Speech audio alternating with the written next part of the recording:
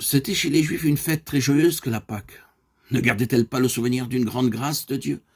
Aussi chantait-on tout au long du repas, en élevant les coupes vers le ciel, des psaumes en l'honneur du Seigneur, du très grand, du très miséricordieux. Louez l'Éternel, toutes les nations.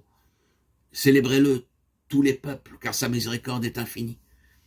Et sa fidélité dure toujours. Mais ce repas qui devait être le dernier de sa vie humaine, Jésus voulait que pour ses amis, il fût une suprême leçon.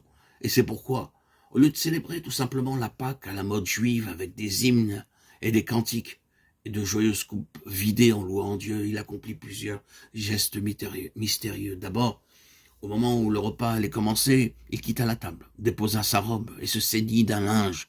Puis, ayant versé de l'eau dans un bassin, il se mit à laver les pieds de ses disciples et à les essuyer avec le linge. Ce qui était facile, puisqu'ils étaient étendus sur des sortes de lits bas.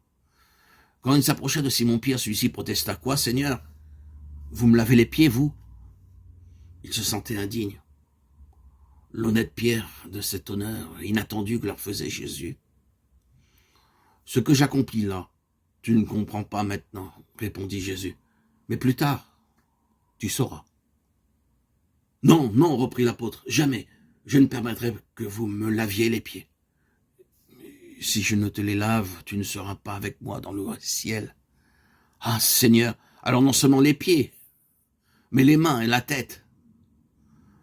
Puis, lorsque Jésus eut achevé de faire ainsi le tour de la table, en accomplissant pour chacun le même geste, voyant que les disciples s'interrogeaient l'un l'autre surpris,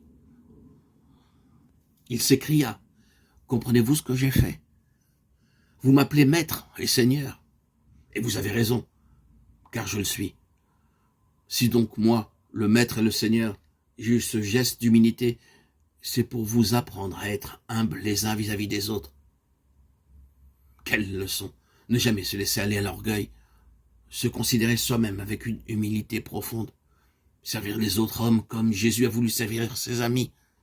Telle était une des dernières leçons que le Christ voulait donner avant de disparaître. Et c'est pourquoi aujourd'hui encore, vous voyez tant d'admirables chrétiens religieux et religieuses, par exemple, les petites sœurs des pauvres, consacrer toute leur vie à soigner les plus malheureux des hommes dans la plus grande humilité et par amour de Jésus.